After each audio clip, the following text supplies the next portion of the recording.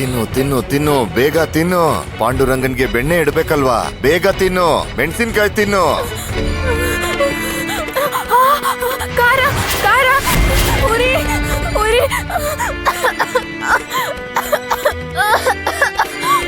ಉರಿ.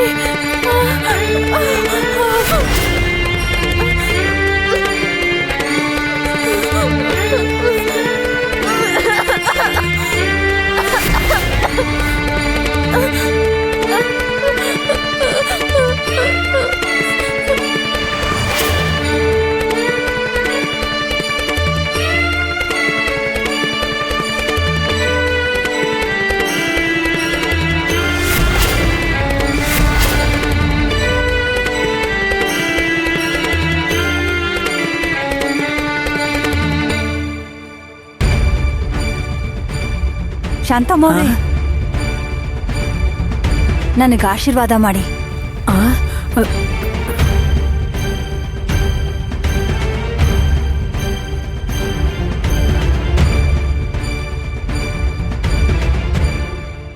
ನೋಡಿ,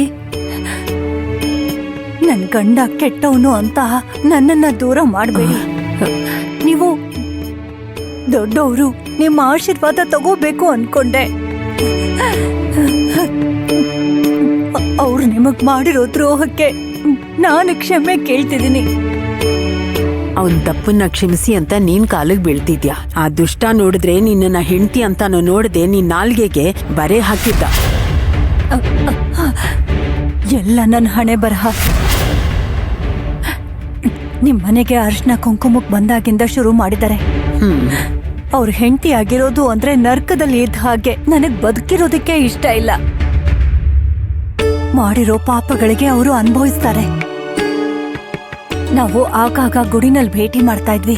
ಈಗ ಆ ಯೋಗ ಕೂಡ ಇಲ್ಲ. ನಿಮ್ಮಂತವ್ರಿಗೆ ತೊಂದ್ರೆ ಕೊಟ್ಟು ಆ ದುಷ್ಟ ಏನ್ ಸಾಧಿಸ್ಬೇಕು ಅನ್ಕೊಂಡಿದಾನೋ ಏನೋ ಗೊತ್ತಿಲ್ಲ. ನಾವೇನ್ ಮಾಡಕ್ಕಾಗುತ್ತೆ, ಆ ಭಗವಂತನೇ ನಿನ್ನನ್ ಕಾಪಾಡ್ಬೇಕು.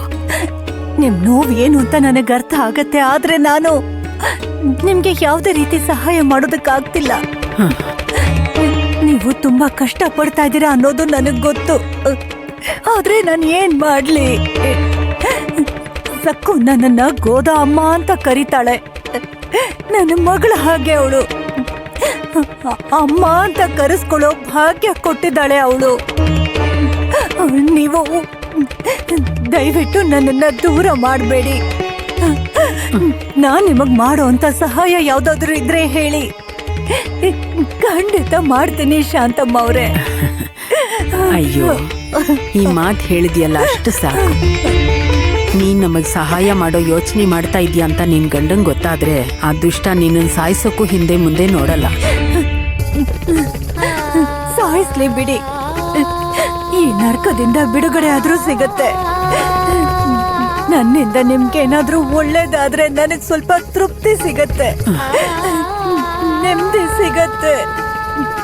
ಏನೇ ಇದ್ರೂ ಹಕ್ಕಿಂದ ಕೇಳಿ, ಸಹಾಯ ಮಾಡ್ತೀನಿ.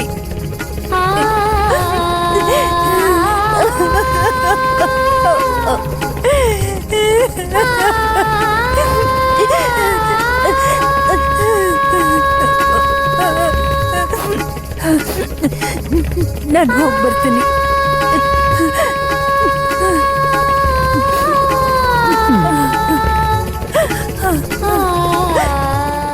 ಈ ಗೋದಾ ತುಳಸಿ ಗಿಡದ ತರ ಪವಿತ್ರವಾದವಳು.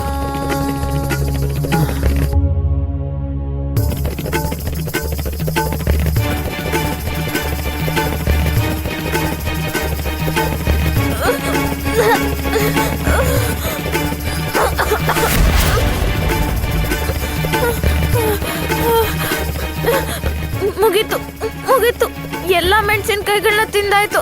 ನಾನ್ ಪಾಂಡುರಂಗನಿಗೆ ಬೆಣ್ಣೆ ತಿನ್ನಿಸ್ಬೇಕು.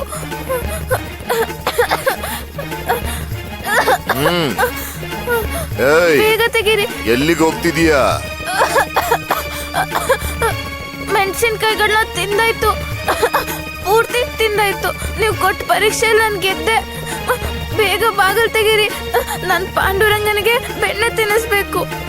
ನನ್ ಬೆಣ್ಣೆ ತಿನ್ನಿಸ್ತೀನಿ ಅಂತ ಅವ್ನು ಕಾಯ್ತಿದ್ದಾನೆ. ಏನ್ ಮಾತಾಡ್ತಿದ್ಯಾ? ನಾನ್ ಯಾವಾಗ ಹಂಗಂದೆ? ನೀನು ಮೆಣಸಿನ್ಕಾಯಿಗಳನ್ನ ತಿಂದ್ಮೇಲೆ ಪಾಂಡುರಂಗನ್ಗೆ ಬೆಣ್ಣೆ ತಿನ್ಸಕ್ ಬಿಡ್ತೀನಿ ಅಂತ.